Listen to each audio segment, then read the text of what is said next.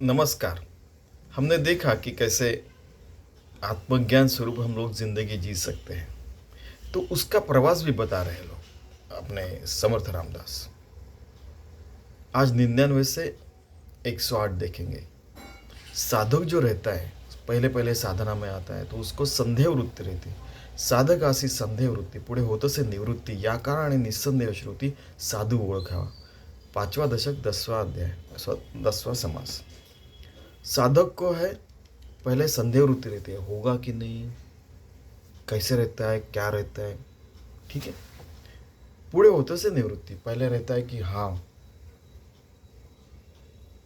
कि अरे साधना करनी चाहिए, नहीं 1-1.5 घंटा ध्यान करना चाहिए, 1-1.5 घंटा नामस्मरण करना चाहिए, अच्छे ग्रंथ पढ़ने चाहिए, अच्छे लोगों के साथ रहना चाहिए। ऐसा नहीं किया तो हमने कुछ नहीं किया, ऐसे संदेह रहता है। बाद में धीरे धीरे पता चलता है असली संदेह वृत्ति अंदर में वो निकल गई तो हम सत स्वरूप हो गए। फिर निवृत्ति आ जाती है कि अरे सत तो अंदर ही है भगवान, उसके साथ रहना, उसी को सत्संग कहते हैं। चलो ऐसा करते हैं। असली मंदिर अपना देह ही मंदिर है। अपने मन मंदिर में हम लोग ने भगवान का प्रार्थना की तो हम भगवान से एक रूप हो जाएंगे। या कारण निस्संदेह श्रुति साधु ओळखावा। ऐसा जो साधु रहता है वो सतत भगवान से एक रूप हो सकता है।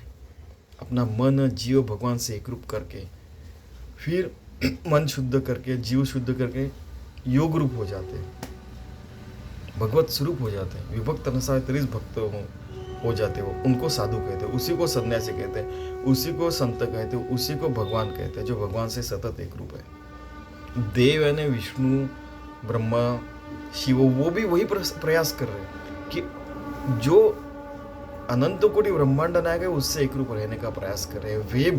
वे भी जिनकी हम भक्ति करते हैं वो खुद भी यही प्रयास कर रहे हैं। इतना याद रखना, ऐसे समर्थ रामदास भी कह रहे हैं। आधी अध्यात्म श्रवण, मग सद्गुरु पाद सेवन, पुढे आत्मनिवेदन सद्गुरु प्रसादे। 100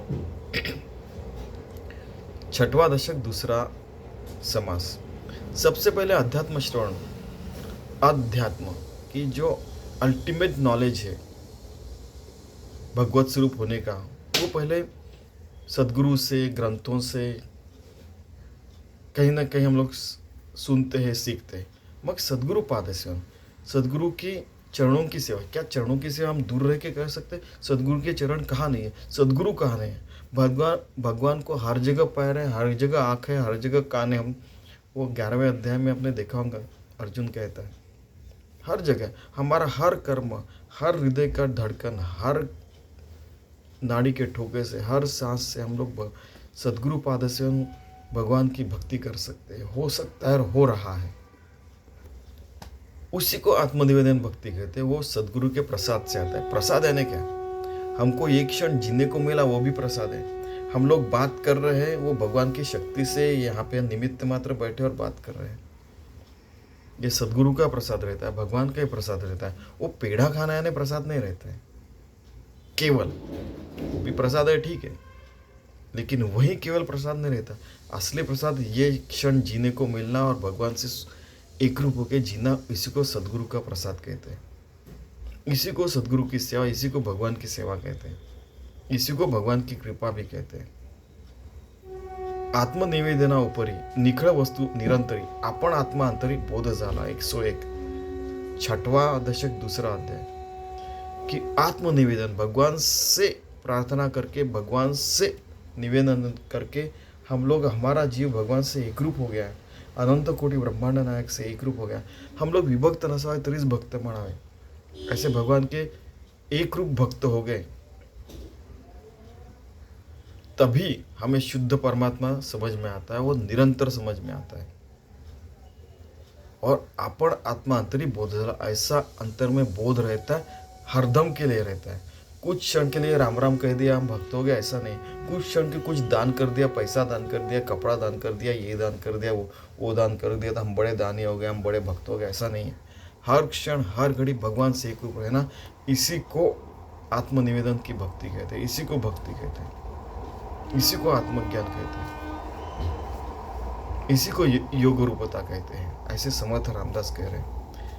त्या ब्रह्मबोधे ब्रह्मची झाला, संसार खेद तू उडाला, देह प्रारंभी टाकीला सावकाश। 102 छठवां दशक दूसरा समास कि ब्रह्मार्पणम ब्रह्मवीर ब्रह्माग्नो ब्रह्मणाहुतम ब्रह्मवे तेने गंतव्यम ब्रह्म कर्म समाधिना, कि उस ब्रह्म से ये देह आया, उस ब्रह्म से मन बुद्धि आत्मा सारा पंचमहाभूत सारी चीज़ें निर्माण हुई है। उस ब्रह्म के कारण ये ब्रह्म रूप से हम एक रूप हो रहे हैं। और संसार का खेद, संसार का जो भ्रम है वो उड़ गया। और फिर देह प्रारब्ध टाकेला सावकाश, देह को प्रारब्ध में समर्पित कर दिया है, देव भगवान को समर्पित कर दिया। आखिर में प्रारब्ध भी भगवान का ही देन है, ऐसे समझने का। हमने बहुत प्रयास किया तो ये कई चीज़ें रहती वैसे के वैसे रहती है। तो हमने अच्छे गुण, अच्छे मार्ग पर रहने का, शूरस से धारा निशित्या दूरत्या, हमने डिसाइड किया था हम उसी मार्ग पर रहेंगे। और प्रारब्ध पे देह छोड़ दिया कि जो होने वाला है होने वाला है। हमारे प्रयास में कमी नहीं होनी चाहिए। समर्थ रामदास प्रयत्नवादी है। यासी म्हणजे आत्मज्ञान, येणे पाविजे समाधान, परब्रह्मी अभिन्न भक्तची जाला। 103 छठवां दशक दूसरा समास, इसी को आत्मज्ञान कहते हैं। नित्य समाधान है। परब्रह्म से हम लोग एक रूप है, उससे भिन्न हो ही नहीं सकते।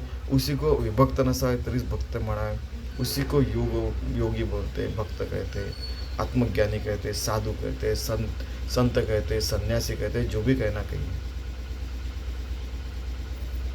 आता होणार ते होई नका आणि जाणार ते जाय नका, तुटली मनातील आशंका जन्म मृत्याची।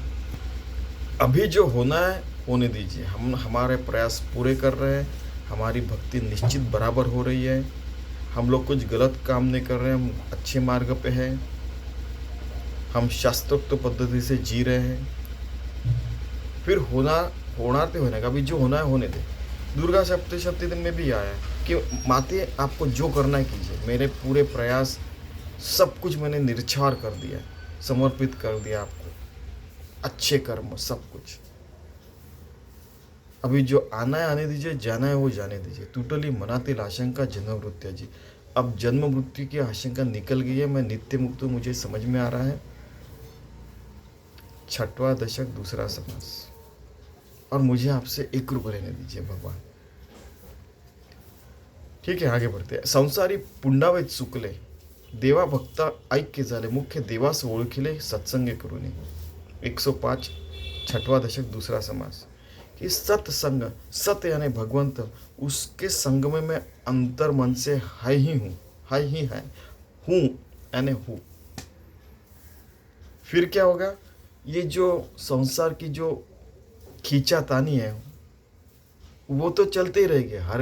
हर व्यक्ति आखिर में अपने ज़िंदगी में भूकंप से, भूचाल से, बहुत सारे यानी बादल और क्या वर्षा और क्या सारी चीज़ें होते रहती ज़िंदगी में, वो हर कोई व्यक्ति अपनी ज़िंदगी में युद्ध कर ही रहा है। फिर भी मैं भक्त और भगवान एक रूप हो गए हैं, ये मैं जानता हूँ, समझ में आ रहा हूँ, और मैं वैसी ज़िंदगी जी रहा हूँ। मुख्य देवास ओळखिले सत्संग करे, ये सत्संग के कारण हो रहा है। देह से सत्संग हुआ तो अच्छा ही है, लेकिन मन का सत्संग है वो सबसे आवश्यक है। फिर भगवान समझ में आता है और फिर मैं भगवान से सतत एक रूप रह सकता हूँ, ये समर्थ रामदास कह रहे हैं। और यही अच्छी ज़िंदगी, यही असली ज़िंदगी। फिर आनंदवन भुवन निर्माण हो सकता है अपने मन में, राम राज्य अपने मन में निर्माण हो सकता है। और स्वानंद बोध पाठन ज्ञानेश्वर महाराज कहते हैं कि वो हो ही सकता है। हर कोई आत्मज्ञान में परिपूर्ण है, हर कोई अच्छी ज़िंदगी जी रहा है। स्वर्ग पृथ्वी तल पे आ चुका है, क्यों नहीं लाना चाहिए? मानव जात क्यों फेल हो जाती है? हर व्यक्ति को पानी देना, हर व्यक्ति को अच्छा खाना देना, हर व्यक्ति को अच्छी मेडिकल की फैसिलिटी देना, हर व्यक्ति आत्मज्ञानी हो सके। यहाँ पे कुछ लोग साधु संत होते हैं, हर कोई क्यों नहीं हो सकता? ये ज्ञानेश्वर महाराज भी कह रहे हैं। वही उन्होंने भगवान को प्रसाद भी मांगा था कि भाई हर व्यक्ति, हर शक्ति आत्मज्ञानी बने और सुंदर यहाँ पे ही नंदनवन पृथ्वी तल पे होना चाहिए। क्यों मानव जात फेल होती है, इसके ऊपर भी विचार होना चाहिए। ये सारी चीज़ें सत्संग से होती है। वे अपने प्रयास से सब कुछ लिख के, दासबोध लिख के, वो नित्य मुक्त होकर समर्थ रामदास अपना कार्य करके चले गए। हम भी अच्छी ज़िंदगी जीना चाहिए, तो उनसे हमने इंस्पिरेशन लेना चाहिए। ठीक है, फिर हम भी सत्संग में नित्य भक्त होकर हम लोग रह सकते हैं, नित्य मुक्त होकर भी रह सकते हैं। प्रयत्नवादी आहे, तो प्रयास करना चाहिए। साधू दिसते वेगळाले परी ते स्वरूपी मिळाले, अवघे मिळून एकची झाले देहातीत वस्तू। 7वां दशक, दूसरा समास। साधु जो रहते वो अलग दिखते, हमारे साथ भी रहते लेकिन अलग दिखते, क्योंकि वो स्वरूप से एक रूप हो चुके हैं। वो देह के परे चले गए, उनका देह तो है लेकिन आत्मा भगवान से, परमात्मा से विलीन होने के कारण वो एक भगवत स्वरूप अपनी जिंदगी, नित्य पूजा, नित्य अपने हर कर्म में पूजा उनको दिख रही है।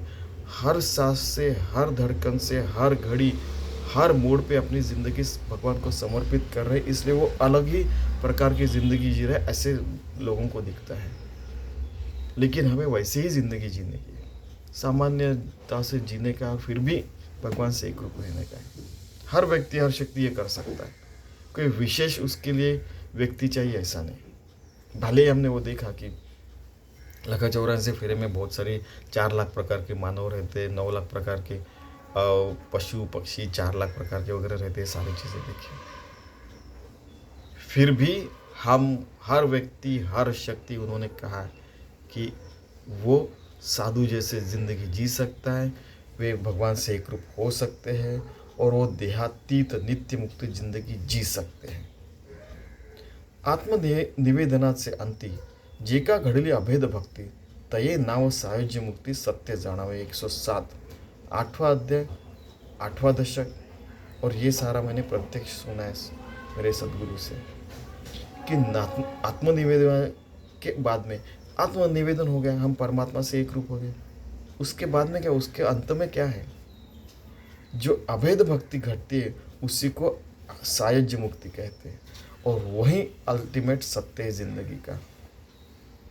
ऐसी भक्ति घटना, ऐसे योग रूप होना, ऐसे विभक्त नसावे तरीच विभक्त बनावे, ऐसी जिंदगी जीना शुद्ध, इसी को जिंदगी का अल्टीमेट सत्य कहते हैं, ऐसे समर्थ रामदास कह रहे हैं।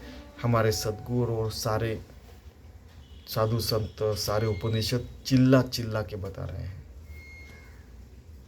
ठीक है, भक्ताचे स्वाभिमाने कृपा केली दाशरथीने, समर्थ कृपेची वचने तोहा दासबोध। 108, आखरी ओवी, 20वां दशक, 10वां समास, 30वां ओवी।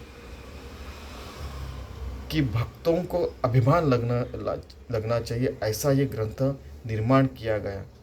मैं तो निमित्त मात्र हूँ। क्यों? क्योंकि कृपा के लिए दाशरथी ने, वो दाशरथी राम है, उसने कृपा की, उसके समर्थ कृपा ने, उसके सामर्थ्य से, उसकी कृपा से ये सारे वचन मैंने लिखे, और उसी को दासबोध कहते हैं। दास, राम के दास का बोध है, उनको जो बोध हुआ वो हमें भी होना चाहिए, इसलिए समर्थ ने दासबोध लिखा है। तो चलिए हम हर हृदय की धड़कन से, हर सांस उच्छ्वास से, हर पलकों की उगड़ चाप से, हर विचार से 24/7 भगवान को समर्पित, विभक्त नसावे तरीच भक्त म्हणावेस, युंजती योगा, ऐसे भगवान को योग रूप होके हमारी जिंदगी जीने का प्रयास करते हैं। इति श्री माधवनाथ संपादितम श्री दासबोध नित्य पाठ स्तोत्रम संपूर्णम श्री रामचंद्रार्पणमस्तु। देखिए, उन्होंने भी ये सारी चीज़ें की, राम के तरफ से ही आई, राम के तरफ ही जा रहा है और राम ही कर रहा है, ये उनका भी भाव है। वैसे भाव से हम लोग अपनी ज़िंदगी जीने का प्रयास करते हैं। राम राम।